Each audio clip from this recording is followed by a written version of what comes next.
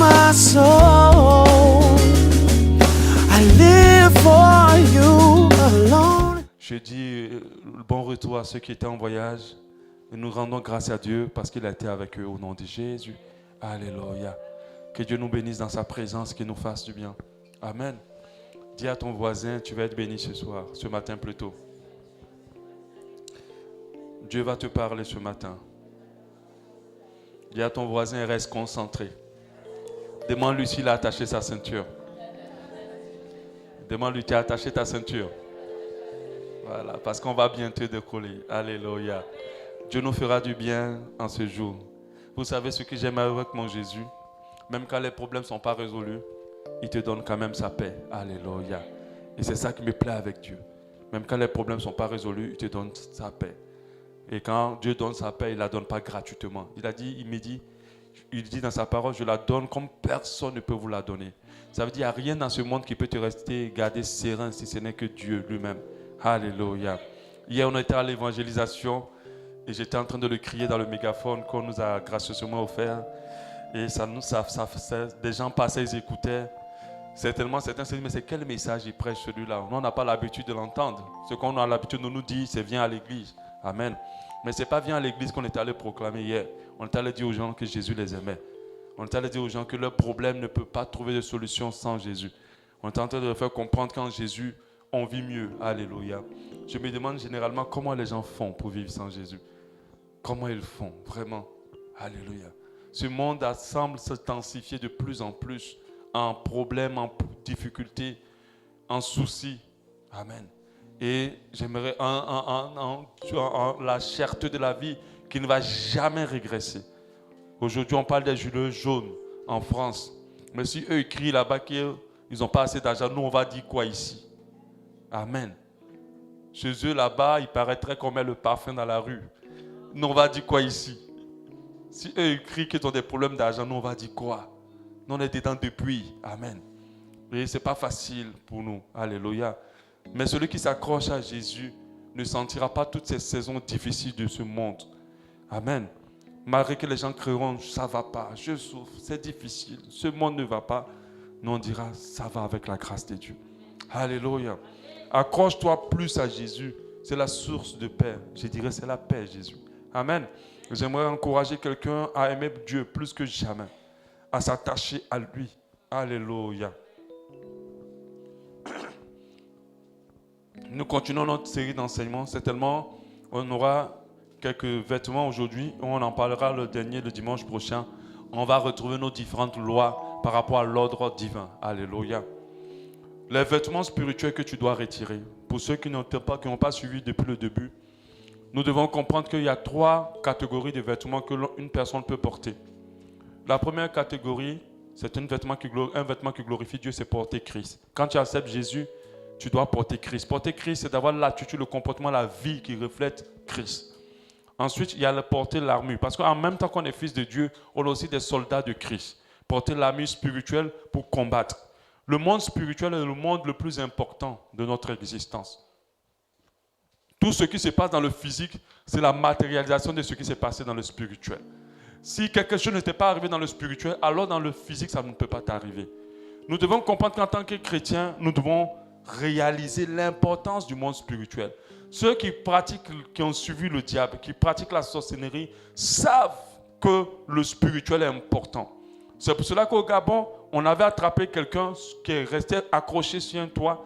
Pendant qu'il était sur le toit, les gens disaient, mais son corps est encore à la maison.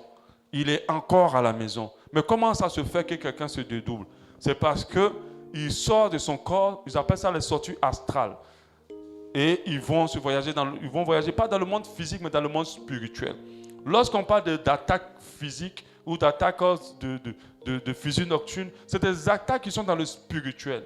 Même des accidents, il y a beaucoup d'accidents qui se passent dans ce monde qui ne sont pas des accidents naturels. Et je ne parle pas qu'en Afrique, parce que même en Europe, ces choses se passent. Le monde des ténèbres a besoin de consommer beaucoup de sang. Le monde des ténèbres sait qu'ils sont condamnés, qu'à la fin des temps, ils vont brûler. Donc leur combat, ce n'était pas brûler seul, de brûler avec beaucoup de personnes.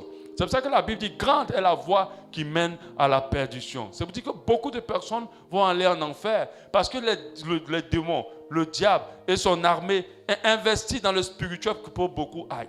Même lorsqu'on semble ne pas se détacher d'un péché, c'est une action scellée dans le spirituel. Il faut le délier aussi dans le spirituel pour en être libéré. Amen. Tout ce qui t'arrive dans le physique a été scellé d'abord dans le spirituel.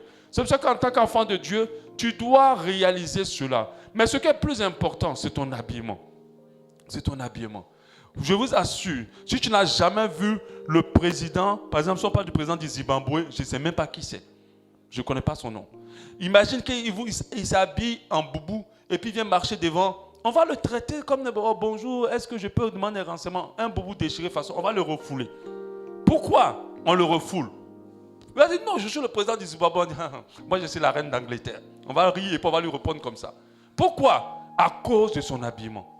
Si vous n'êtes pas bien vêtu dans le spirituel, il y a des attaques qui vont arriver à vous qui normalement ne doivent pas arriver à vous. Par rapport à votre niveau de foi, il y a un niveau de démon maintenant que vous devez combattre. Mais c'est des petits démons là qui viennent maintenant vous fatiguer. Parce que quand ils vous regardent, ils ne voient pas une tenue qui les effraie. Ils ne voient pas une apparence qui les fait peur. Amen. C'est pour ça que nous devons réaliser qu'il y a des vêtements que nous devons retirer. Ces vêtements-là combattent notre destinée. Tu vas aller partout, les portes sans être fermées. Tu vas entamer des relations amoureuses, ça se crache toujours. Tu vas entamer des affaires, les affaires crachent. Tu vas avoir des gens bien, mais on te trahit tout le temps. Deux fois, c'est les vêtements spirituels. Si tu n'es pas bien habillé spirituellement, l'habit que tu as porté là va t'enfreiner, va te combattre, va t'empêcher d'avancer, va t'empêcher d'aller loin. Mais si tu es habillé correctement, deux fois, tu vas t'étonner. Toi, petit comme ça, des choses vont se produire pendant que tu es simple. Mais dans le spirituel, tu n'es pas simple. Dans le spirituel, tu es un soldat. Alléluia. Amen. Donc, très important pour nous de le savoir. Il peut laisser, s'il te plaît. Ça me dérange. Il peut laisser, s'il te plaît. Très important pour nous de comprendre que dans le spirituel, il faut qu'on soit bien vêtu. Dans le spirituel, il faut qu'on paraisse bien. Alléluia. Si on ne paraît pas bien, alors il aura des problèmes. Il y a des femmes qui disent, on leur dit non, mais elle, personne ne veut la marier. On ne comprend pas. On lui a mis un masque spirituel. Oui, ça existe de mettre un masque spirituel sur quelqu'un. Ça existe de porter ce qu'on appelle, de donner à quelqu'un des vêtements d'opprobre. Les vêtements d'opprobre, c'est des vêtements qui t'empêchent de pouvoir rentrer dans tes bénédictions. C'est des vêtements qui t'empêchent d'aller loin. Des fois, un vêtement d'opprobre peut te maintenir dans le péché. Tant que tu ne le retires pas, il va te maintenir dans le péché. C'est-à-dire que tu es là, tu es chrétien, tu n'as pas de démon en toi, mais il y a l'habillement que tu as porté là. Cet habillement te combat. L'habit que tu as dans le spirituel te combat. Tant que tu ne le retires pas, ça va être difficile. Quand on parle de grâce, la grâce c'est un vêtement. Quand on parle de faveur, la faveur c'est un vêtement. Ça veut dire que tu n'auras pas la faveur ici et par là. Quand tu as le vêtement de la faveur, partout où tu vas, tu sens que la faveur elle est là. Mais quand tu as un vêtement d'opprobre, tu vas voir que les gens te combattent. Tu vas voir que les gens ne t'aiment pas. Mais tu ne les as rien fait. Ils ne t'aiment pas. Ils ne veulent pas te sentir. Les autres fois, on applaudit. Mais quand toi, tu fais, personne ne regarde. Même quand tu fais plus que l'autre, on ne regarde pas pour toi. C'est pour celui qui a fait là qu'on regarde plus. Généralement, c'est des vêtements de propre. C'est dans le spirituel, tu n'as pas d'impact. Celui-là, il commence à faire son affaire. Beaucoup de personnes le suivent. Mais toi, tu commences à faire pour toi. Personne ne veut te suivre. Oh, tu fais même mieux que lui. Mais lui, on le suit. Quand tu t'assois, tu vois tous les failles. Oh, lui là, il ne maîtrise pas. Mais toi, tu maîtrises, personne ne te suit. Tout dépend d'un vêtement. La faveur est un vêtement. Amen. Et j'ai dit que le vêtement sont produits, le vêtement spirituel est produit par les actions. La parole de Dieu dit à la femme de ne pas se vêtir de boucles d'oreilles, de bijoux et de tout ça, mais de se parer de bonnes œuvres, de s'habiller avec les bonnes œuvres. Ça ne veut pas dire qu'une femme qui se maquille pêche. Ça ne veut pas dire qu'une femme qui porte des boucles d'oreilles pêche. Ce n'est pas ce que j'ai dit. Mais la parole dit qu'il ne faut pas que ce soit sa priorité. Il ne faut pas que ce soit le centre de sa vie. Il ne faut pas que ça soit plus important pour elle que le fait de se vêtir de bonnes œuvres. C'est une femme qui pose des actions bien. Alléluia. Et ce que nous habille, c'est nos actes. Si tu vis dans le péché, tu vas forcément porter un vêtement de propre. C'est pour ça que les gens qui vivent dans l'impudicité portent des vêtements de propre. Moi, j'ai vu plusieurs personnes. Leur vie a nettement changé quand ils ont régularisé leur relation. Direct, les choses ont changé. On en a connu beaucoup comme ça. Direct. Ou quand ils ont quitté des relations qui ne glorifiaient pas Dieu. Les actes nous habillent. Si nous péchons, nous habillons des vêtements d'opprobre. Nous allons prier, nos prières ne monteront pas. Je vous assure, ce qui fait que Dieu écoute la prière, c'est parce que ta voix sonne en tant qu'un enfant de Dieu. Et le vêtement qui te permet que ta voix sonne en tant qu'enfant de Dieu, c'est de porter Christ. Il dit, revêtez Christ. Si tu n'as pas revêtu Christ, Seigneur Jésus, rien ne se passe. Mais quand quelqu'un vient s'associer avec toi, puis vous priez ensemble, bizarrement ça marche. Mais quand toi tu pries seul, ça ne marche pas. Et c'est ce que je disais, faites attention. Il y a des personnes que Dieu vous envoie qui ont de bons vêtements, qui sont des généraux dans le spirituel. Et quand ces personnes viennent là, vous accrochez-vous à eux, jusqu'à ce que vous êtes à enlever le vêtement que vous avez et qu'ils vous introduisent. Je disais la dernière fois, tu ne peux pas rentrer à la présidence comment tu es vêtu. Mais si un ministre vient et qu'il t'attrape, il rentrera avec toi. Amen. Donc, il faut retirer des vêtements d'opprobre. On avait parlé des vêtements à retirer. Notre verset de base, c'est le livre de Zacharie avec le livre de Zacharie où Dieu demandait à ce qu'on retire le vêtement sale à Josué et qu'on lui porte un habit de fête. Mais ce n'était pas un vêtement physique, c'était un vêtement spirituel parce qu'ils étaient en train de parler de Satan et tout ça. Retirez le vêtement sale, portez-lui un habit de fête. Les 4 types de vêtements, j'ai commencé avec, on a parlé dimanche passé de la nudité spirituelle. Quand on parle d'habit, c'est qu'on peut parler du fait qu'on n'ait rien porté aussi. On peut parler de la nudité. La nudité, c'est encore plus grave. Quand tu es nu spirituellement, rien ne va marcher dans ta vie. Tout le monde va te rejeter. Regardez quand quelqu'un marche nu dans la rue.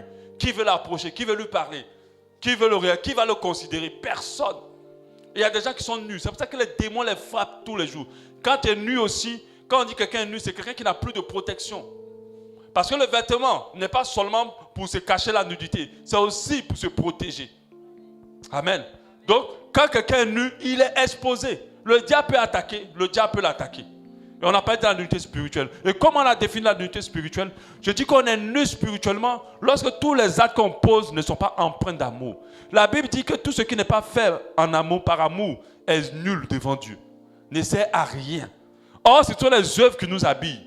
Donc, tes œuvres que tu vas faire ne vont pas t'habiller parce que tu ne fais pas par amour. Tu dois servir Dieu parce que tu aimes les âmes. Tu dois donner l'argent à quelqu'un parce que tu l'aimes. Tu dois faire telle chose parce que tu aimes l'autre. Quand tu manifestes de l'amour, alors ce que tu fais de bien t'habille.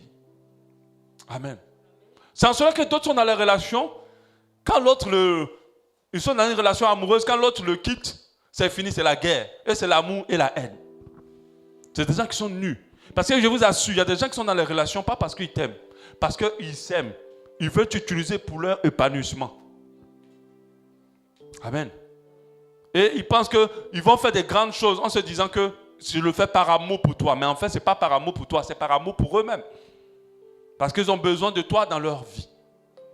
Et quand tu agis comme ça, zéro devant le Seigneur. Et il y a des gens qui sont nus parce que tout ce qu'il fait est calculé. Ils viennent à Jésus dans l'église là parce que ça chauffe sur eux. Ils veulent que Dieu résout leurs problèmes. Ils lisent la Bible parce que le pasteur dit si tu ne lis pas la Bible, tu ne pourras pas être béni. On lit la Bible. Aujourd'hui, il y a un enseignement qui est très dangereux, qui est en train de pulluler. C'est comme ça on dit, non? Ça se dit comme ça. Il ne faut pas que je réinvente le français. Qui pullule, je préfère dire, dans les églises. C'est, si tu fais, tu vas être béni. Si tu fais, tu vas être béni. Mais non. Il n'y a pas seulement que si tu fais, tu vas être béni. Fais-le parce que tu aimes Dieu. C'est ce qu'on doit enseigner. Amen. Parce que l'amour est plus parfait que toute autre chose. Chercher les intérêts dans tout ce qu'on fait va nous essouffler un jour. De deux manières. Soit on n'a pas reçu ce qu'on veut, on va s'essouffler. Soit on l'a déjà reçu, on ne trouve plus l'intérêt de Dieu. Et pour nous qui avons commencé le ministère depuis, on a vu ça fatiguer. C'est pour ça que quand vous voyez les gens, on voit les gens à l'église, il y a certains qui aiment Dieu. C'est pour ça qu'ils sont là. Mais il y a d'autres qui sont, la majorité, je voudrais dire 80% sont venus chercher la solution à leurs problèmes. Et cela rend zéro. Notre amour pour Dieu donne de l'intensité à tout ce qu'on fait. Et ça nous habille correctement. Ça nous habille de Christ. Regardez la raison pour laquelle Jésus est venu sur la terre. Car Dieu a tant aimé le monde. C'est la seule raison. L'amour de Dieu pour toi et moi a fait qu'il a sacrifié son fils. C'est ce qui est important. Tout ce qui est fait en dehors de l'amour est zéro. Tu peux même faire remplir tout un stade. Si tu n'aimes pas ceux qui sont devant toi, si tu es là pour ta popularité, si tu es là pour être célèbre, alors c'est zéro. Tu vas devenir devant le Seigneur pour dire, Seigneur, Seigneur, n'avons-nous pas délivré les gens? N'avons-nous pas donné nos biens? Il va dire, je ne vous connais pas, ouvrier d'iniquité. Vous étiez en train de faire tout cela pour votre gloire et non pas pour le Seigneur. Amen. C'est pour ça que l'amour doit guider nos pas. L'amour doit guider nos actes si nous voulons être correctement habillés. C'est pour ça que le diable va te laisser tranquille quand tu fais des actes pour ton intérêt. Il va te laisser. Il va te laisser. Le diable ne combat pas beaucoup ceux qui sont dans le faux. Mais à chaque fois que tu vas, le jour où tu décides de dire je veux maintenant marcher avec Dieu, c'est là que tu vas savoir qu'il existe. C'est là que tu vas savoir qu'il existe. Ta plus grande tentation, il va la tourner autour de toi.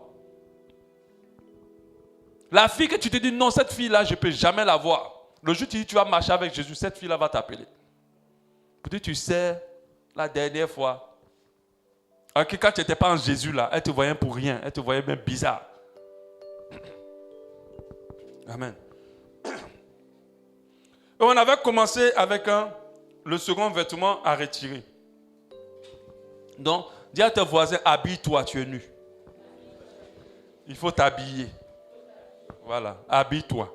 Ne reste pas nu dans le spirituel. Voilà. On a parlé de l'habit des pharisiens.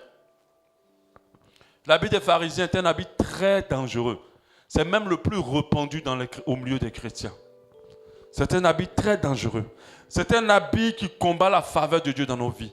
C'est un habit que les anges ne reconnaissent pas. C'est-à-dire quand ils te voient, ils ne te reconnaissent plus. C'est un habit qui peut compromettre le salut de beaucoup. C'est un habit qui fait que Dieu te traite comme le païen. Dieu, quand il te traite comme le païen, ça il te traite comme tout le monde. Il fait pleuvoir sa pluie sur les bons et les méchants. Donc toi, tu vas avoir la grâce de Dieu seulement quand il fait pleuvoir sa pluie sur les bons et les méchants. Mais quand tu es un enfant de Dieu, c'est différent. Dieu se soucie de ton état. Alléluia. L'habit des pharisiens est un habit qui bloque l'exaucement, qui bloque les prières. Lorsqu'on le porte, lorsqu'on le maintient, Dieu n'entend plus nos prières. Jésus même a dit à ses disciples, veillez à cet habit-là, ne pas le porter. Et c'est un habit qui se porte très rapidement, très facilement. Sans s'en rendre compte, on peut le porter. Sans s'en rendre compte, on peut le porter. Et quand tu le portes, cet habit-là va dire aux esprits que toi, tu n'es pas approuvé. Donc du coup, tu seras comme comme exposé à tout type d'attaque. C'est une révision, on l'a vu directement. Ce habit-là doit être déchiré. Les pharisiens étaient des personnes au temps de Jésus, même bien avant Jésus, qui faisaient toutes choses pour être vus. Qui faisaient toutes choses pour être vus. Ils portaient de longs vêtements, ils portaient de larges vêtements. Ils aimaient paraître, ils aimaient l'orgueil de la vie, être appréciés, être vus.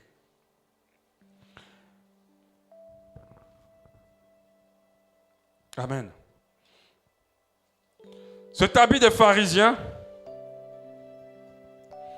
est un habit qui permet, qui pousse, qui empêche nos prières de monter vers Dieu. Quand quelqu'un le porte, il se persuade d'être bon et juste. Il pense qu'il est bien. Le pharisien, c'est une personne qui se disait, je suis parfait, je connais la parole. Les autres sont faux. Et il était toujours prêt à juger. Donc c'est un habit qui est relié simplement à ce qu'on appelle l'hypocrisie.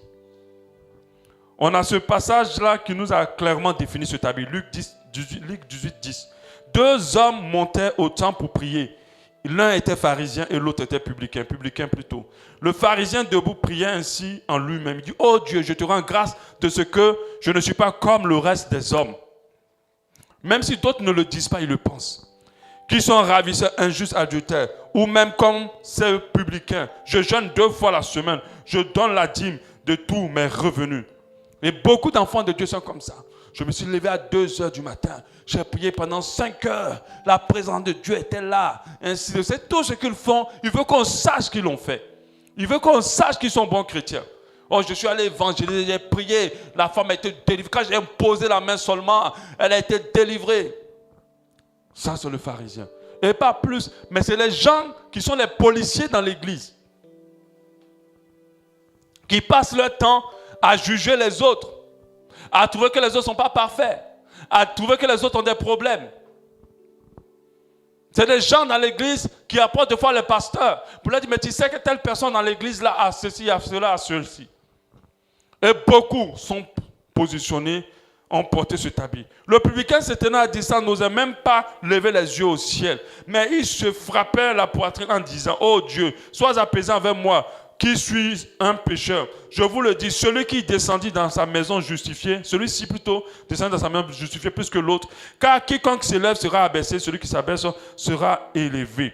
Un habit de pharisien n'est pas une chose qui se manifeste. Ça ressemble à l'humilité, à la piété, mais c'est quelque chose de mauvais que beaucoup de personnes portent. On se dit, oui, il faut dénoncer les œuvres des ténèbres. Il faut dénoncer les œuvres des ténèbres. Mais c'est toi que Dieu a établi pour dénoncer les œuvres des ténèbres. Ce que la Bible nous appelle à faire, c'est de combattre les œuvres des ténèbres. Mais c'est toi qui vois que tel n'est pas bon, tel n'est pas parfait. Tu ne connais même pas son intimité avec Dieu. Tu ne sais même pas comment il vit. Et beaucoup portent ce vêtement-là. Ils sont très forts pour pointer du doigt l'autre.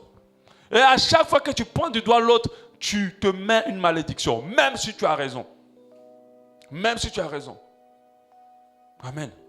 2 personnes sont venues prier, publicain et pharisien. Le pharisien dit à Dieu, je suis parfait. L'autre, il est mauvais. Alors que l'autre ne s'occupe même pas du pharisien, il dit, Dieu, pardonne-moi mes péchés. Amen. Matthieu 16, 5, Jésus dit, gardez-vous avec soin, avec soin, avec soin. C'est-à-dire d'être tellement prudent du levain des pharisiens et des sadducéens. Gardez-vous avec soin. Avec soin. Au Luc 12, 1. Sur ces entrefaits, les gens s'étant rassemblés des milliers par milliers au point de se fouler les uns les autres. Jésus se mit à dire à ses disciples, avant tout, gardez-vous du levain des pharisiens qui est l'hypocrisie. L'hypocrisie. Alléluia. Et l'hypocrisie, comme la Bible dit, les hypocrites ne rentreront pas dans le ciel. Matthieu 23, 27 nous dit, malheur à vous, scribes et pharisiens, hypocrites, parce que vous ressemblez à des sépulcres blanchis, qui paraissent beaux au dehors, et qui au dedans sont pleins d'ossements de mort et de toute espèce. L'habit de pharisien va créer un cœur qui va ressembler à un tombeau blanchi. Tombeau blanchi, c'est quoi? C'est un tombeau que tu dis c'est bien, mais au fond, c'est la pourriture. Pourquoi? Le pharisien tue les gens. Le pharisien, c'est quelqu'un qui condamne les gens. Des fois, sans lui laisser le temps de pouvoir s'expliquer. Même s'ils s'expliquent, ils sont dans la disposition de ne même pas chercher à comprendre ce que la personne a à lui dire. Ils ont déjà condamné. À chaque fois que tu te rappelles négativement de quelqu'un dans ton cœur, tu l'as tué dans ton cœur et tu l'as enterré. À chaque fois que tu te souviens de le mal que quelqu'un t'a fait, tu le tues dans ton cœur et tu l'as enterré. À chaque fois que tu hais quelqu'un, tu l'as tué dans ton cœur. La Bible dit à 1 Jean 3, 15, quiconque hait son frère est un meurtrier. Comment haïr quelqu'un est lié au meurtre? Amen. À chaque fois que tu détestes quelqu'un, tu l'as tué.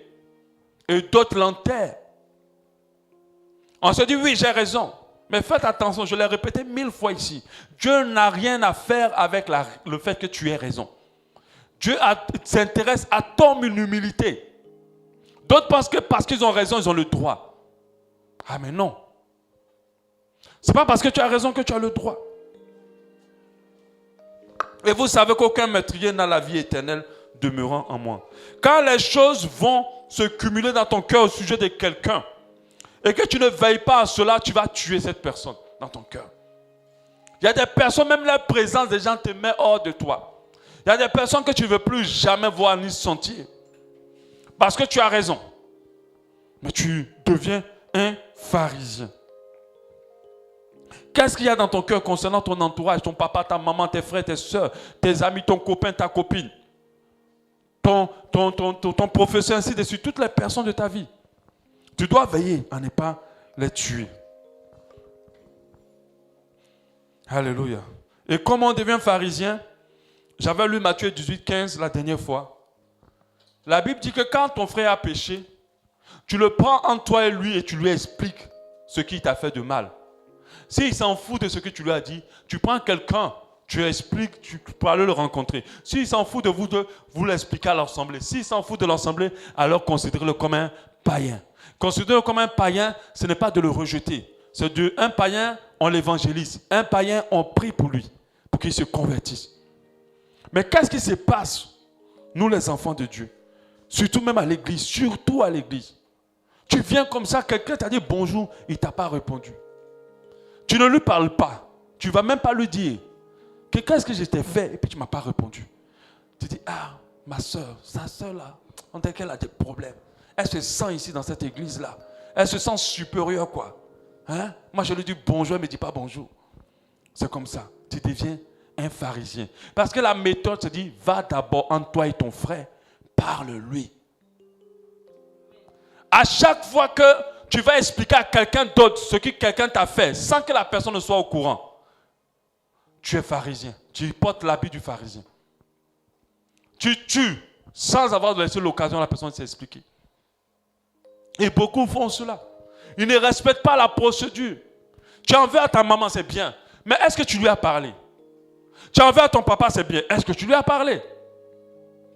Oh, je sais que si je vais lui parler, il ne va pas m'écouter, elle va me parler mal, elle va ceci. Va d'abord, c'est la procédure. Parce que dès que tu pars ailleurs, expliquer à quelqu'un d'autre ce que l'autre t'a fait, alors tu te mets dans une disposition de pharisien. Et je disais tout à l'heure, un pharisien ne peut pas être béni. Un pharisien ne peut pas permettre, sa prière ne peut pas monter vers le ciel, au ciel. Tu ne dis jamais à l'autre qui t'a fait mal. Il y a d'autres qui ont cette nature-là. Ils ne vont jamais devant la personne qui leur a blessé pour parler. Mais ils sont très habiles quand ils expliquent le problème à quelqu'un d'autre. Ils sont très forts dans tous les détails. Donc tu es là, tu marches avec quelqu'un, tu ne sais même pas tout ce qu'il pense de toi. Parce qu'il ne t'a pas dit. Il ne t'a rien dit. Mais il a quand même donné tous les détails à quelqu'un d'autre. Il porte un habit de pharisien. Et cette personne se pose en condamnation. Mais quand tu vas le lui parler, tu vas te rendre compte que tu t'es peut-être trompé de l'avoir condamné. Peut-être en lui parlant, la personne va dire non, mais je ne voulais pas faire ça. En fait, c'était ça. Ou bien quand tu vas lui parler, ah vraiment, excuse-moi, ce n'était pas pour toi. Ah, mais tu as déjà fait plein de problèmes dans ta tête. Tu n'as même pas parlé avec la personne.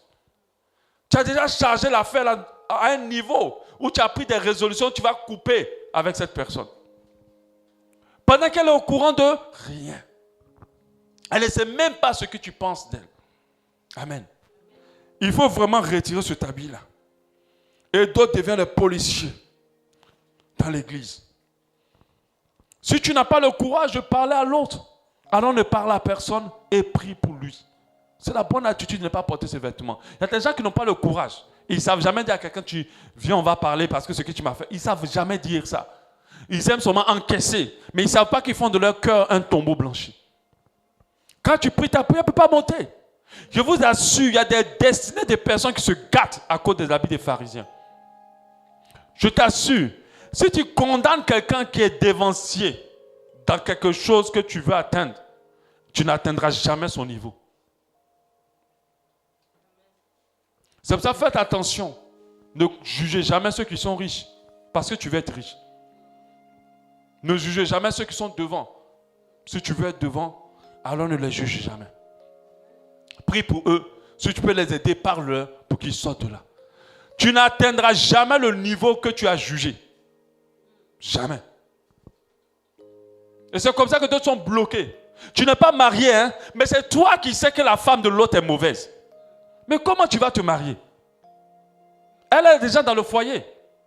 Mais toi, tu maîtrises. Oh, comment ça, c'est pas une bonne femme. Comment une femme mariée peut être comme ça? Tu n'es pas marié. Comment tu sais comment une femme mariée peut être?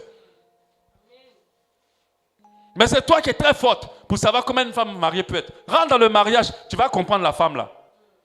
Tu n'es pas encore rentré, c'est pour cela que tu es en train de la juger. Et c'est comme ça que d'autres restent célibataires. Parce qu'ils ont passé le temps à juger les autres. Tu n'es pas encore papa, mais c'est toi qui juges ton propre papa parce qu'il ne s'est pas occupé de toi comme il fallait. Il ne faut pas le juger. Sois papa, on va voir ton tour. Amen. Sois papa, on verra comment tu vas te comporter. Et ce qui est malheureux, ceux qui jugent leur père deviennent leur père. Ceux qui jugent leur maman sont même pires des fois comme les mamans, que leur maman. La meilleure manière de ne pas ressembler au mauvais côté de ton papa, c'est de ne pas le juger. Il faut prier pour lui. À la rigueur, tu peux lui parler gentiment, avec respect. Mais là que tu ouvres la bouche et que tu juges une position, tu n'atteindras jamais cette position. Amen. Tu n'es pas pasteur, mais c'est toi qui sais comment un bon pasteur doit être. Viens être pasteur, on va voir comment tu vas être. Il y a une chose que vous devez comprendre. Hein. Tous ceux qui sont leaders sont toujours jugés. Il y a toujours des failles qu'on va leur trouver. J'ai dit, même le pasteur des pasteurs a des ennemis. Même la personne que tu écoutes tout le temps sur Internet, qui est maintenant ton pasteur, il faut aller un jour dans son église, tu vas voir. Tu vas dire, non, je préfère retourner sur mon pasteur. Amen. Ce que tu n'es pas, ne juge pas. Ce que tu veux être, ne juge jamais. Tu n'es pas marié, ne juge pas les femmes mariées. Ne juge pas les hommes mariés. Tu n'as pas encore d'enfants, ne juge pas les autres. Amen. Et j'avais parlé de l'histoire de ce pasteur qui avait pris beaucoup d'ampleur, Alf Lukao. Il a fait, il n'a pas fait. Ce n'est pas notre problème. Notre problème, c'est que c'est le nom de Jésus qui est en train de salir. Amen. Parce que le nom des pasteurs, quand un imam fait quelque chose, on met ça en bas du tapis. Quand un prêtre fait quelque chose, on met ça en bas du tapis. Quand on dit pasteur, les médias, un truc qui se passe en Afrique du Sud, même aux États-Unis, ils en parlent. Les Américains qui n'ont rien à faire avec les Africains, on va tuer 5000 personnes au Nigeria, on s'en fout. On ne sait même pas. On s'en fout, on ne nous dit même pas. Ils ont brûlé récemment des chrétiens au Nigeria. Qui a entendu parler? Ça c'est tragique, ça c'est dramatique. C'est ce qu'on veut savoir, pour prier pour eux. Mais ces choses-là, ils ont pris. J'ai dit, tapez seulement sur Internet. Je me suis amusé à taper ça. Faux pasteur, tu vois comme ça, beaucoup comme ça, plein de choses. Faux serviteur de Dieu encore, c'est toujours les pasteurs. Est-ce que serviteur de Dieu, c'est que les pasteurs? Mais les gens ont parlé. Les chrétiens sont des loups pour des chrétiens. Et c'est dangereux. C'est le pharisianisme. Il ne faut pas trébucher. Si tu trébuches, on t'enterre en même temps. Dès que tu trébuches, on t'enterre. Il n'y a pas de frère pour venir te soutenir. Il n'y a pas de frère pour venir te porter. Dès qu'une soeur commence à sortir un homme marié, c'est fini, les sœurs de l'église, non. Celle-là, c'est une prostituée, c'est une Jézabel, c'est une ceci, c'est une cela. Mais est-ce que tu l'as approchée pour parler un peu avec elle sans la juger? Est-ce que tu l'as approchée pour la mener? Est-ce que tu as prié pour elle pour que Dieu la sorte de là? On ne lui parle plus, on ne lui adresse plus la parole. Et on prend son affaire, on fait le journal parler avec. Ça, c'est un habit des pharisiens. Mais bizarrement, la soeur là, elle pèse seulement, elle réussit. Elle soit un homme marié, oui, c'est pas grave. Je n'ai pas dit c'est bon, hein. Mais elle progresse. Après l'homme marié quitte sa femme, il la marie même. Toi, tu es là célibataire dans l'église. Elle grille. Et puis demain, elle se repent. Elle change de vie. Et toi, tu es là aigri, pareil. Faites attention. Lorsque vous ouvrez, en tant qu'enfant, on doit avoir peur d'ouvrir la bouche sur les gens. On doit avoir peur. J'ai un phénomène que j'ai commencé à remarquer sur Internet. Mais je le prenais avec prudence. Je vois maintenant des hommes de Dieu. Tu les regardes. Et puis un jour, tu vois qu'ils ont des bagues. L'affaire des bagues là, ça sort d'où? Tout noir comme ça. C'est ça, vous voyez ma photo à la femme. J'ai dit, mais à chaque fois, ils ont des bagues. Et puis, ils sont riches maintenant. La bague là, ils ont qu'à nous dire où ils trouvent ça. Ou bien il y a quelque chose dans la bague là. Mais je parlais avec prudence. Amen. Parce que je ne sais pas, peut-être que c'est pour déco, mais bizarrement, c'était quand même bizarre. Une balle déco qui est bizarre comme ça. Mais je fais attention. Après, quand j'ai fini de parler à ma femme, quand je me lève le matin, Dieu me dit, tu n'as pas prié pour eux. Je dis, Seigneur, pardonne-moi. J'ai commencé à prier, les prendre un à un. Seigneur, si cette bague-là n'est rien, gloire à Dieu. Mais si c'est un engagement, une alliance dans quelque chose de mauvais, sors-le de là. Parce que nous savons que tout ce que le diable nous offre, c'est pour nous éloigner de toi. Et ce n'est rien, ce n'est pas important. On va avoir une grande église, on va être populaire, oui. Après, c'est quoi? Quand tu vas mourir, tu vas prendre les âmes pour aller avec eux? Non, tu vas les rendre compte à Dieu. Amen. Et beaucoup rentrent dans ce genre de choses pour pouvoir avoir beaucoup d'âmes et être célèbres. Faites attention. Si vous marchez avec quelqu'un qui a déjà sa bague, n'allez pas. Si on vous invite à un programme avec quelqu'un qui a la bague, n'allez pas. Parce que c'est cette main qui te touche et te donne des décharges de démons. Faites attention. Amen.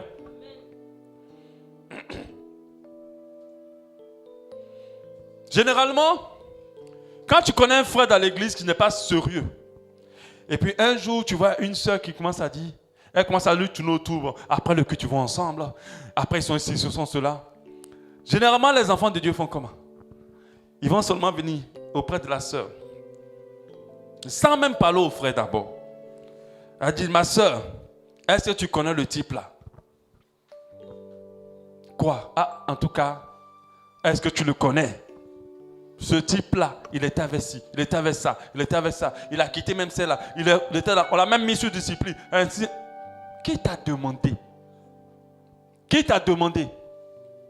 Tu n'es même pas allé parler au frère pour dire, ah frère, toi-même tu sais que l'église là, tu n'es pas sérieux. Tu fais quoi encore avec la soeur là? Au moins tu parles, vous réglez ça entre vous. Mais tu allais donner tout le dossier du gars. Mais dans le bon dossier, tu rajoutes. Tellement tu veux convaincre la soeur là de quitter le gars. Amen. Faisons attention à ce que nous disons sur les autres. Faisons attention, même quand les gens disent il ne faut pas parler sur les hommes de Dieu. Faites attention, ce n'est pas seulement ne pas parler sur les hommes de Dieu. Il ne faut parler sur personne. Homme de Dieu ou pas. Il ne faut pas ouvrir sa bouche sur les gens sans prier pour eux, sans avoir un esprit d'amour. Les enfants de Dieu sont les premiers juges. J'écoutais une vidéo d'un homme de Dieu hier ou avant-hier. Le pasteur était révolté, c'est un vieux pasteur. Il dit, est-ce que vous savez que les gens qui tuent les pasteurs sont les chrétiens eux-mêmes? Il dit, beaucoup de pasteurs, près de 80% des pasteurs sont dépressifs. Je dis, ah! Mais s'il dit ça, c'est que ça doit être certainement vrai. Parce que les gens pensent que, certains pasteurs pensent qu'on les aime. On ne les aime pas. C'est ce qu'ils ont à donner aux gens qui les intéressent. Dès qu'ils trébuchent, c'est fini. Moi, j'ai vu un pasteur comme ça qui était en train de mettre l'échelle pour courir derrière, pour monter sur le toit de l'église parce que les hommes voulaient le tuer. Soit disant, il a bouffé l'argent de l'église. Mais quand tu as été béni là, tu ne te rappelles pas de ça. S'il a bouffé l'argent de l'église, mais asseyez-le, parlez avec lui. S'il y a un conseil, on le met sous discipline, un truc comme ça. Comment vous voulez tuer? Voilà le pasteur en train de mettre l'échelle, courir comme ça. Je dis, mais c'est pas vrai. Mais c'est pas vrai. Les âmes sont amnésiques. Quand ça ne les va plus là, ils oublient tout. Je dis, mais c'est pas possible. Amen. Un pasteur, c'est d'abord un humain. Mais quand c'est le frère qui bouffe l'argent de l'église, on critique seulement pour on le laisse.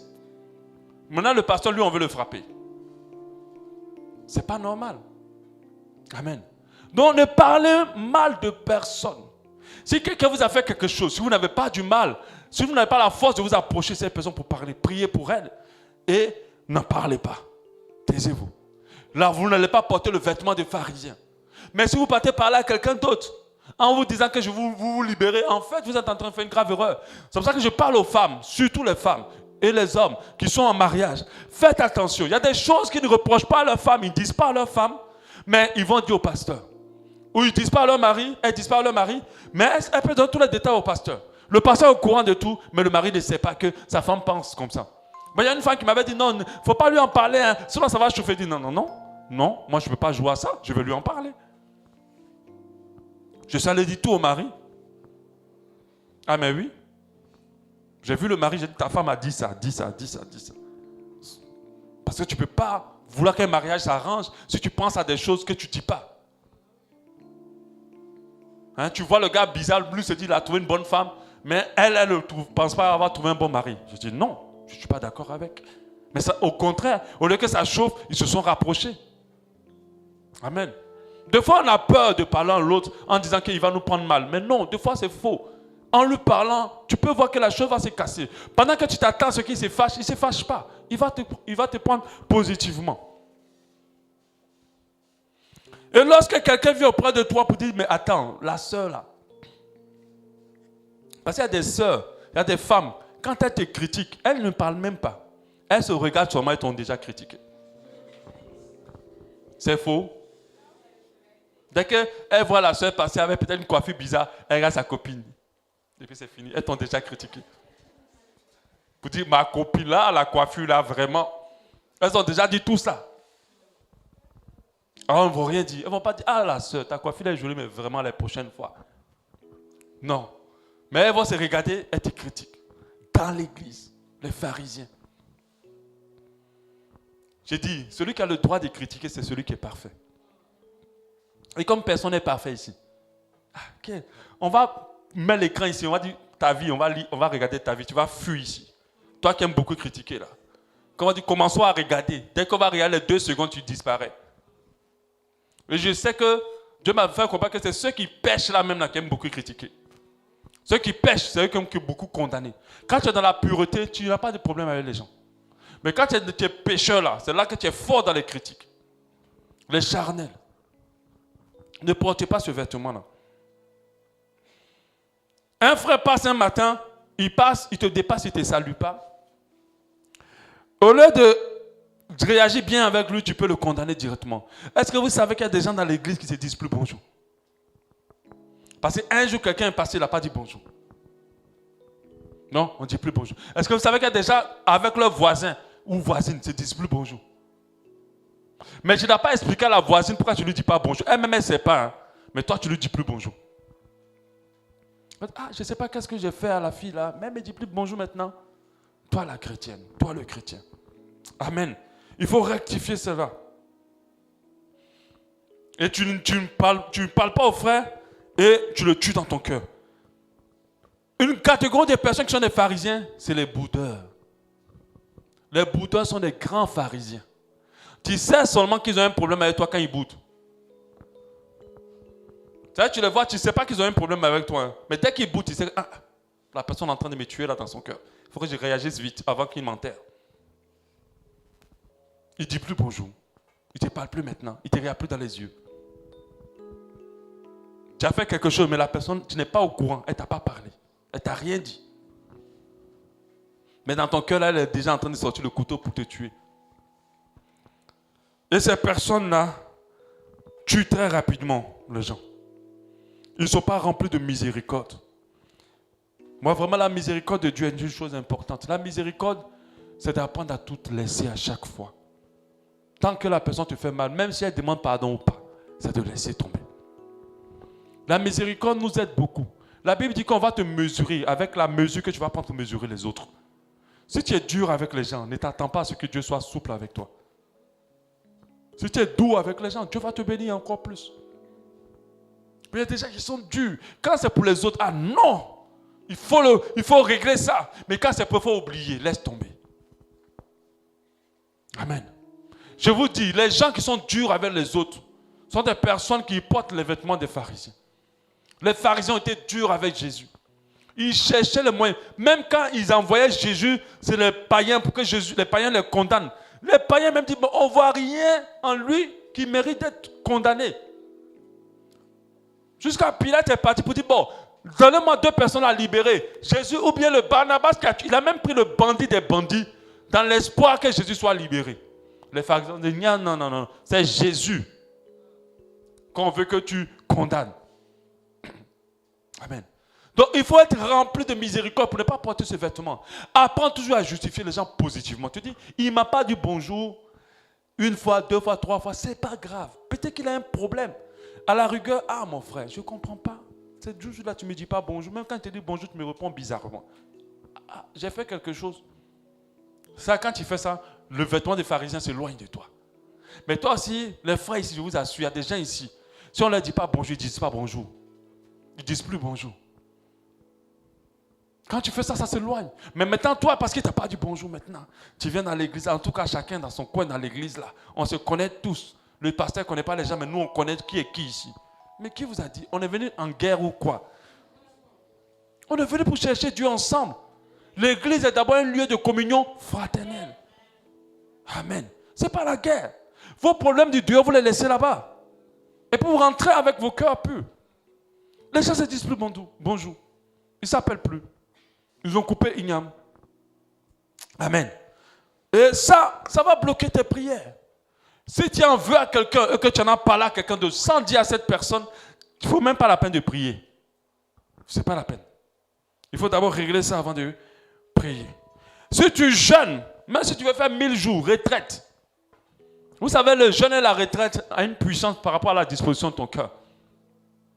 Tu peux faire 30 jours de jeûne. Si ton cœur a tué des gens, ça ne va pas monter quelque part. Tu as raison, hein, mais tu n'as pas le droit de tuer cette personne dans ton cœur. Je disais dimanche passé, tu dois aller te réconcilier avec cette personne. Tu dois pardonner à cette personne. Tu dois te rapprocher de cette personne. Si tu ne le fais pas, ta vie ne va pas bouger d'un iota. Parce que Dieu n'écoute pas ceux qui ont condamné. Parce qu'il sait que tu n'es pas parfait, toi qui condamnes. C'est vrai, ce que l'autre a fait, on peut dire oui, il a mal agi. Mais toi, tu n'es pas parfait. Si tu es dur avec les gens, Dieu sera dur avec toi. C'est de l'orgueil d'en vouloir à quelqu'un. C'est de l'orgueil. Quand tu sais que tu n'es pas parfait, comment tu peux garder rancune? Quand toi-même tu sais que tu n'es pas bon en toutes choses, comment tu peux garder rancune? Amen. Comment tu peux garder rancune? Quand quelqu'un, on vient t'apprendre que, oh, tel a dit que tu es une prostituée, que tu sors les hommes seulement dans ton quartier. C'est fini. Voilà. Comme si toi, tu n'as jamais critiqué. Qui ne critique pas ici? Qui lève sa main? En même temps, Dieu va le prendre. Parce que lui, il n'a rien à faire ici sur la terre. Qui ne critique pas? Nous tous, la langue, la Bible dit que tu ne peux pas dompter ça facilement. Nous tous, arrivé un moment, on glisse un peu. On parle un peu sur quelqu'un. Amen. Mais quand c'est toi, non, elle a commis le péché contre le Saint-Esprit. Ce n'est plus contre toi, hein. C'est contre le Saint-Esprit. Un péché impardonnable. D'autres, tous les péchés contre eux, là, c'est contre le Saint-Esprit. On ne peut pas pardonner. C'est le seul péché qu'on ne pardonne pas. Tu n'es pas le Saint-Esprit. On peut pardonner. On t'a dit oui, elle a dit tu es prostituée. Puis quoi? Est-ce que tu es prostituée? Non, mais tu t'en fous. Tu t'en fous. Maintenant, si tu es vraiment prostituée, tu t'en fous aussi. Au moins, tu fais ça bien pour lui montrer que tu avais raison. Amen. Je ne sais pas pourquoi vous prenez la tête. Il y a des gens qui sont toujours à fleur de peau, en train de tuer. Attends, combien de cadavres qui sont dans ton cœur? Combien de cadavres? Tu as tué combien de personnes? Ressuscite-les. Il ne faut pas qu'on me crée des problèmes avec l'affaire de Alpha Lucao. Ressuscite-les. Prie, ils vont se relever. Alléluia. Le cœur de beaucoup sont des cimetières. La Bible dit en Matthieu 11, 25. Et lorsque vous êtes debout faisant votre prière, si vous avez quelque chose contre quelqu'un, pardonnez. Afin que votre Père qui est dans les cieux vous pardonne aussi vos offenses. Mais en fait, ce verset-là induit que si tu veux prier, pardonne. Si tu n'as pas pardonné aux gens, ta prière ne monte pas. Ta prière ne va nulle part. Il y a des gens qui sont des excellents pharisiens. C'est pour cela que faites attention aux ministères qui pullulent maintenant sur Internet. Les ministères d'accusation. Amen. Nous sommes là pour entendre des choses qui nous édifient. Ce qui nous édifie nous transforme. Nous ne sommes pas là pour écouter des choses pour rien. Pour juste savoir. Et vous savez que les gens qui écoutent cela, ils se sentent bien. Parce qu'ils savent que, oh, ceux-là sont mauvais, donc moi, je suis mieux. Amen. Ne vous mesurez pas avec ceux qui sont en bas. Mesurez-vous avec ceux qui sont en haut. C'est pour cela, écoutez ceux qui sont allés loin. Écoutez les histoires de ceux qui font des exploits. Alléluia. Écoutez les témoignages de ceux qui vont loin. Et puis cherchez à tendre vers eux. Ne cherchez pas à vous comparer vers le bas. Parce qu'en comparant, tant que les gens régressent, vous aussi vous régressez. Amen. Et quand tu fais ta prière, si tu as quelque chose contre quelqu'un, va te réconcilier avec cette personne. Alléluia. Tu ne peux pas classer les gens sans leur avoir parlé. sans avoir parlé à la personne à qui tu en veux. Quand tu pries et que tu penses à quelqu'un négativement, ta prière même est déjà bloquée. Ta prière n'ira nulle part. Alléluia. L'habit des pharisiens, comme je l'ai dit, est un habit qui se porte très rapidement. Il y a des gens aujourd'hui qui sont dans des déserts. Leur vie est dure, difficile. Mais c'est dur, difficile. Ce n'est pas une malédiction. C'est que l'habit de pharisien qui te combat. Tu aimes beaucoup juger. Tu aimes beaucoup condamner. Tu as condamné ton mari. Tu as condamné ta femme. Tu as condamné ton papa. Le papa, là même, jamais, son ossement même est devenu en poutre. Tellement tu le détestes. Tu ne l'as même pas ressuscité. Tu as condamné ta maman. Tu as condamné les pasteurs. C'est vrai. Certains d'ici sont quittés dans d'autres assemblées. Oui, c'est vrai. Peu importe ce que le pasteur a fait. Tu ne peux pas le condamner. Lui-même, il est là-bas. Il ne sait même pas ce que tu penses de lui. Tu ne lui as rien dit. Seulement, dans ton esprit, c'est un faux. Est-ce qu'il sait? Si tu es resté un mois là-bas, au moins, c'est qu'il y a quelque chose qui donnait, qui t'intéressait, qui t'édifiait. Amen. Il faut que tu enlèves cet habit.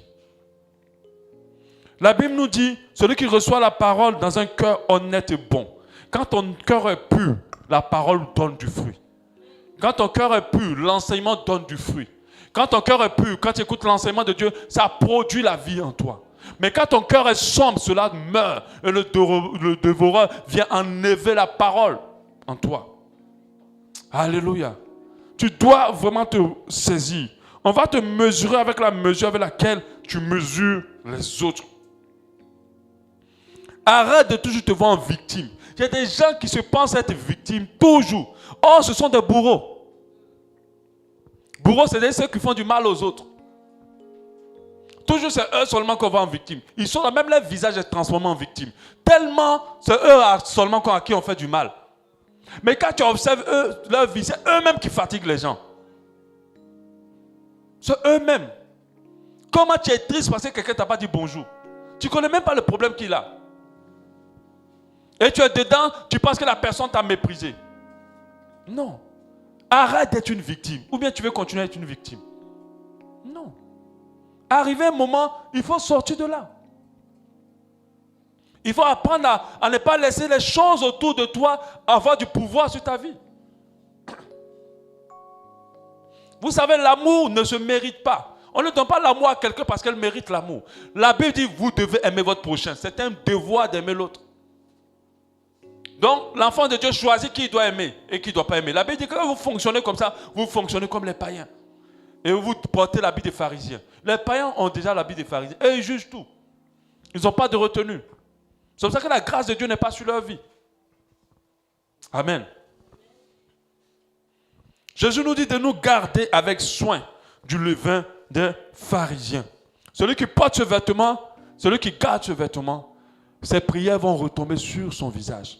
Les prières n'iront nulle part. Il faut absolument ôter ce vêtement. Arrêtez de juger. Arrêtez de condamner. Si tu as un problème avec quelqu'un, maintenant, je t'encourage à aller régler ce problème. Si tu as un souci avec quelqu'un, je t'encourage à aller régler ce problème. Alléluia. À ne pas rester en train de parler à quelqu'un, mais approche la personne, parle à cette personne. Avec respect, bien sûr. Parce qu'il y a des gens, quand ils vont régler les problèmes, en même temps, ils vont mettre de l'huile. Il y a des gens qui ne savent pas expliquer leur colère. Dieu m'a dit, quand tu es encore en colère, ne parle pas. Quand tu es encore fâché, tais-toi. Prie jusqu'à ce que Dieu t'apaise. Et puis va vers cette personne. Il y a d'autres tellement ça bourre en eux. Ils vont dire, non, si je ne parle pas, ah non, je vais être hypocrite. Il faut que j'aille dire, te vomir tout ce qui est dans mon cœur. Et des fois, c'est encore le feu. Et ils sont encore davantage blessés. Alléluia. On va introduire l'autre vêtement, le troisième, qui est un vêtement dangereux aussi. On avait commencé à l'aborder les jeudis. C'est le vêtement de deuil. Pour ceux qui viennent aujourd'hui, vous avez dû en entendre parler. Dans le vêtement de pharisien, dès que tu te positionnes accusateur, dès que tu te positionnes condamnateur, tu portes le vêtement de pharisien. Et tu as du mal à pouvoir être béni. Ne condamne personne. Accorde ta miséricorde à tout le monde. Et ta vie va s'éclaircir. Et les choses vont s'éclaircir dans ta vie. Tu vas avancer, tu vas évoluer. Amen.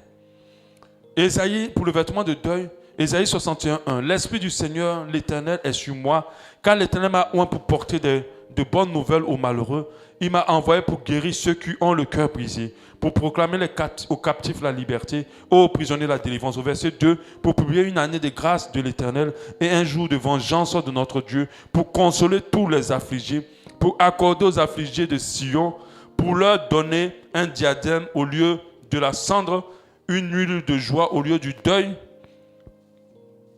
un vêtement de louange au lieu d'un esprit abattu, afin qu'on les appelle les tébérinthes de la justice, une plantation de l'Éternel pour servir la gloire. Alléluia, alléluia. Huile, c'est pour oindre, c'est un revêtement. Le vêtement de deuil, l'habit de deuil, est un cumul des échecs de ta vie. Est un cumul des temps difficiles que tu as vécu. Est un cumul des choses compliquées que tu as vécues. Ce vêtement-là va tuer tout dans ta vie quand tu le portes. Quand tu le portes, tu fais des projets, ça meurt. Tu commences des relations, ça meurt. Tu engages des programmes, ça meurt. Tout ce que tu fais va mourir. C'est un vêtement qu'il faut retirer absolument. Et beaucoup le portent sans s'en rendre compte. Si tu portes le vêtement de deuil, ton foyer va être troublé. Ton mariage va être troublé. Tu auras du mal. Parce que le monde spirituel reconnaît ce vêtement. Le monde des ténèbres reconnaît ce vêtement. En portant ces vêtements, tu les invites à apporter la mort dans tout ce qui te concerne. Tu dois l'ôter. Tu dois l'arracher au nom de Jésus. Le vêtement de deuil est un vêtement sale, est un vêtement impur. Quand la Bible parle de cendre, la cendre, les Juifs mettaient sur eux quand ils étaient en deuil. Ils mettaient la poussière quand ils étaient dans le deuil. C'est un vêtement, lorsque quelqu'un le porte, comme je l'ai dit tout à l'heure, tout va mourir dans sa vie. Les choses vont être difficiles. Il aura comme il n'y a pas de la vie dans sa vie. Il y a des gens qui aiment le Seigneur, mais vous avez l'impression qu'il n'y a pas la vie dans leur vie. Vous avez l'impression qu'ils sont malheureux. Vous avez l'impression que rien ne bouge. C'est un vêtement de deuil qu'ils ont porté, qu'ils doivent ôter, qu'ils doivent enlever, qu'ils doivent d'abord reconnaître avec humilité et enlever. Et ce vêtement-là tend à tout détruire dans ta vie. C'est vrai que Jésus n'est pas dans nos vies pour qu'on soit des milliardaires, mais Jésus est dans nos vies pour qu'on soit épanouis. Alléluia. Il est dans nos vies pour nous apporter un épanouissement, une joie. Mais pas de la cendre, pas du deuil à chaque fois. Le deuil, c'est la tristesse. Le deuil, c'est la souffrance. Alléluia. Sans raison. Le deuil, c'est le désert, la complication. Les démons vont attaquer constamment ceux qui portent des vêtements de deuil. Donc vous allez voir ces personnes à chaque fois, ils ont des problèmes. À chaque fois, il y a quelque chose à résoudre. Il y a quelque chose à enlever. Il y a quelque chose à régler. Amen. C'est-à-dire, il y a des choses, des fois qu'on dit, bon, c'est normal. Mais il y a des choses arrivées à un moment, on dit, non, ça, c'est pas clair. Tellement c'est répété, on se dit, non, il y a quelque chose qui est à l'origine de ça. Alléluia. Il ne faut pas confondre vêtements de deuil et persécution que nous, les enfants de Dieu, nous devons hériter. Il ne faut pas confondre. Parce qu'il y a des gens qui confondent les vêtements de deuil et la persécution. Alléluia. Amen. Tu vas retirer ce vêtement au nom de Jésus. C'est un habit d'opprobre. Lorsqu'une personne le porte, il est confronté à des deuils chroniques. Pas forcément des deuils d'individus, des deuils de personnes proches, mais des deuils là, de tous leurs projets, de leurs projets. Des deuils de tout ce qui les concerne. Donc la majorité des choses qu'ils vont entreprendre ne vont pas arriver à leur terme. On appelle ça aussi le non-accomplissement. Quand tu portes un vêtement de deuil, tu vas commencer, mais ça ne finit pas. Quand tu portes un vêtement de deuil, tu es bien, mais c'est le mauvais là qui réussit, toi tu ne réussis pas. Quand tu portes un vêtement de deuil, tu as un conflit avec quelqu'un de mal, mais lui il gagne, mais toi tu perds. Alléluia. Et c'est un vêtement que tu dois retirer. Qu'est-ce qui crée le vêtement de deuil? C'est un état d'esprit qui crée le vêtement de deuil. Le vêtement de deuil est créé par un esprit abattu, anxiété, tristesse chronique, abattement. Toutes ces choses-là viennent des vêtements de deuil. Ça va créer ce qu'on appelle un cercle vicieux. Des petits malheurs qui vont s'enchaîner dans ta vie. Alléluia. Quand tu as vécu quelque chose de difficile, je prends un exemple, et demain tu crains de la revivre, tu es en train de porter un vêtement de deuil. Quand tu es dans l'ancienneté. Aujourd'hui, tu n'as pas pu payer ton loyer un mois, par exemple. Et ça a été difficile. Et tout le mois prochain, tu es dans la peur de ne pas pouvoir payer. Tu es en train de porter un vêtement de deuil. Parce que ce que je crains, c'est ce qui m'atteint. Mais c'est pourquoi? C'est à cause du vêtement. Ça va créer sur toi, dans ta vie spirituelle, une crainte, une anxiété. L'anxiété, c'est le sentiment, c'est une peur qui est là, qui nous pousse, qui nous demeure dans la crainte. Et beaucoup ont porté ce vêtement. Et certains, ces démons, vont beaucoup s'attacher. Eux, ils sont attachés à la mort. Ils aiment ce qui est deuil. Ils aiment tout ce qui ne va pas. L'échec.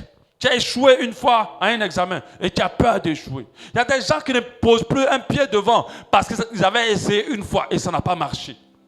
Et à partir d'aujourd'hui, ils ne le font plus. Ils revêtent des vêtements de deuil. Il y a des personnes qui ont eu des relations qui étaient tellement difficiles. Ils attendent des relations où ils sont convaincus d'être là, mais ils portent un vêtement de deuil. Et ce vêtement de deuil va tuer leur mariage ou va tuer leur relation. Amen. Par contre, il y a d'autres, ce vêtement de deuil va faire que personne ne voudra les approcher. Tu serais là, tu es bien, tu es joli, tu es gentil, tu as l'argent, mais personne ne veut te marier. C'est un vêtement de deuil. C'est un vêtement de deuil. Parce que ce vêtement de deuil te donne une odeur spirituelle qui n'est pas agréable. Vous savez ce qui fait qu'on est attiré par telle personne, pas par d'autres. Ce n'est pas dans le spirituel que quelque chose se passe. Amen. Ce qui fait que peut-être un monsieur va venir dans cette église, il va dire, mais c'est cette sœur-là que je veux, pas parce qu'elle est la plus belle. C'est parce que dans le spirituel, elle a quelque chose qui l'attire. Amen. Quand tu prends le vêtement de deuil, les hommes te regarderont, mais ils verront que celle-là, je vais juste m'amuser avec elle. Parce que ça tue tout dans ta vie. Si tu ne ôtes pas cela, ça va tuer. Un cercle vicieux qui va t'empêcher de sortir de là, qui va renforcer les craintes, qui va renforcer l'anxiété dans ta vie. Parce que tu as été beaucoup trahi, parce que tu as été beaucoup attaqué, parce que tu as été beaucoup blessé. Le vêtement de deuil est créé par l'amertume. Le cœur noir, le cœur sombre, le cœur blessé. Si tu n'évacues pas, c'est pour ça que la Bible dit, garde ton cœur plus que toute autre chose. Si ton cœur n'a pas évacué tout ce que tu as subi de mal, ça va créer un vêtement de deuil. Au lieu que les choses aillent mieux, les choses iront en s'empirant. Ça serait compliqué pour toi. Ça va faire attention. Quand le diable t'attaque et qu'il te fait subir plein de choses, ce n'est pas pour te faire souffrir maintenant. C'est pour hypothéquer ta destinée. C'est pour empêcher que ta vie soit bien demain. Surtout si tu ne traites pas tout ce que tu vis de négatif de la bonne manière. Il y a des gens qui ont gardé leur cœur rempli de blessures, de choses qu'ils ont subies. Et ils ne veulent pas les évacuer. Ils se trouvent des raisons pour les garder. Mais pendant qu'ils sont en train de faire cela, ce vêtement se crée en eux. Et ils sont constamment attaqués. Et les choses ne font que mourir dans leur vie. Amen. Ton état d'esprit va influencer tout dans ta vie. Si dans ton esprit tu es abattu, tout ce que tu toucheras ne va pas réussir. Si dans ton esprit tu es en colère, tout ce que tu toucheras ne va pas réussir. C'est des vêtements de deuil. Si dans ton esprit tu es dans la peur, il y a des gens qui ont peur. Je le disais la dernière fois que j'enseignais, il y a des chrétiens ici qu'on ne peut pas enfermer seuls dans une villa. Ah mais oui. Tu aimes Jésus, non? Tu as dit Jésus est puissant. Pourquoi tu ne peux pas dormir seul dans une villa? Pourquoi? Pourquoi tu ne peux pas dormir seul dans une villa? Que là, dès que la souris bouge l'habit seulement, l'habit se transforme comme si tu avais un humain. Tellement tu as peur, ça devient maintenant comme un homme dans ta chambre. Et tes cheveux se dressent sur ta tête. Toi, les chrétiens, vêtements de deuil, anxiété. Si tu as peur, tu vas attirer à toi tout ce que tu crains. Si ton cœur n'a pas évacué tout le mal que tu as subi, tu vas créer en toi un vêtement de deuil. Tu seras constamment dans le deuil. Les projets vont mourir dans ta vie. Beaucoup de choses ne vont pas donner. Tu vas aller faire un examen. Tu vas bien travailler à l'examen. Et tu vas échouer. Quand on monte tes notes, tu échoues d'à peine. Vêtement de deuil.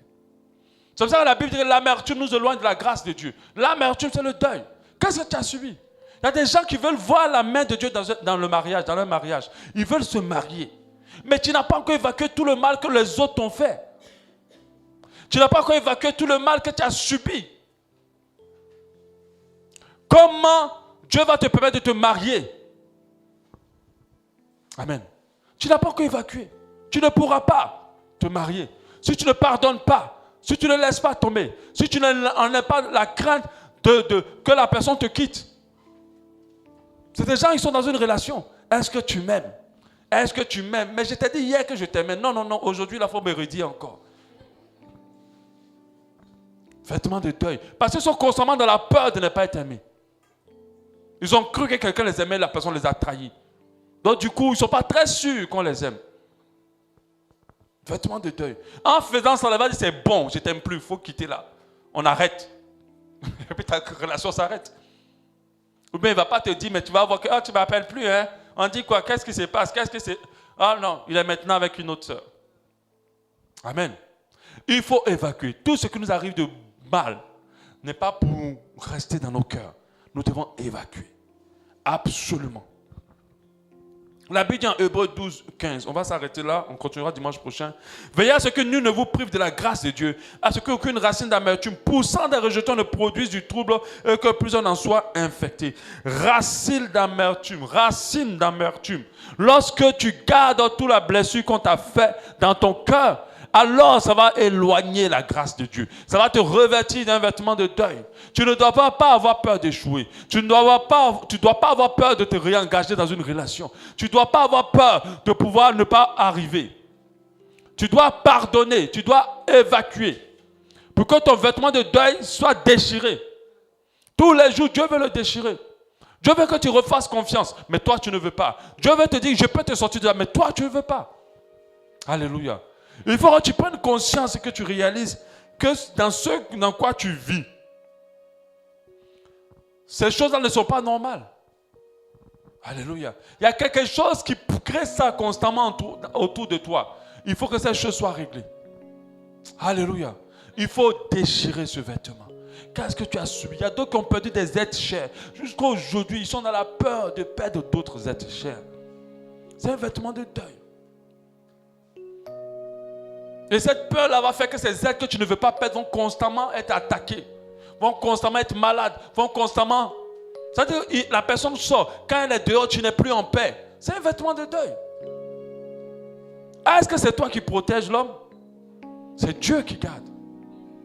Alléluia. Elle n'est plus en paix, tu n'es plus en paix. Parce que tu as perdu quelqu'un, ça t'a tellement fait mal. Tu te dis non, je ne veux plus perdre l'autre. Et tu es toujours là en train de surveiller. Amen. Il faut que tu déchires ce vêtement de deuil. Ce qu'on t'a fait subir n'est pas censé rester tout le temps dans ta vie. Tu dois évacuer. Tu dois abandonner. Tu dois purifier ton cœur. C'est pour ça que la Bible dit gardez votre cœur plus que toute autre chose. Si le cœur de l'homme est pur, sa vie aura de l'impact positif. Absolument. Si tu purifies ton cœur, les choses dans ta vie vont forcément se repositionner. Mais si tu ne purifies pas ton cœur, ça sera difficile pour toi. Ce qui fait la différence, c'est l'état de ton cœur. La Bible dit, je souhaite que tu prospères à tout égard, comme l'état de ton cœur. Mais ton cœur, il est pourri. Comment ta vie va s'éclaircir? Ton cœur, il est chargé. Comment ta vie va s'éclaircir? Tu ne peux même pas reconnaître que ton cœur n'est pas dans un bon état. Tu penses que tu es en train d'être persécuté. Tu n'es pas persécuté. Vide ton cœur, purifie-le. Et tu verras comment les choses vont se positionner. Le diable fait tout. Ce qui l'intéresse, c'est ton cœur. Il ne veut pas seulement te faire souffrir, il veut noircir ton cœur. Il ne veut pas seulement te faire créer des problèmes, il veut noircir ton cœur. Il veut casser la confiance que tu as en Dieu. Il veut casser la foi que tu as en Dieu. Il veut que ton cœur soit noirci. Et quand ton cœur est noirci, il sait que ta vie va être fonction de l'état de ton cœur. Alléluia. Je souhaite que tu prospères à tout égard comme l'état de ton cœur. Alléluia. Dimanche prochain, on va continuer sur ce vêtement. Il y a encore beaucoup de choses à dire là-dessus. Et je vais parler de comment le briser, comment le retirer. Alléluia. Le vêtement des pharisiens, je t'encourage à ne plus juger les gens. Je t'en supplie. Si quelqu'un t'a fait du mal, parle-lui. Parle-lui. Si tu ne peux pas, prie alors pour lui et évacue. N'en veux à personne, même si tu as trop raison. Apprends à pardonner. Ne parle pas trop au sujet de quelqu'un. Parle à cette personne avant toute chose. Est-ce que tu peux? Alone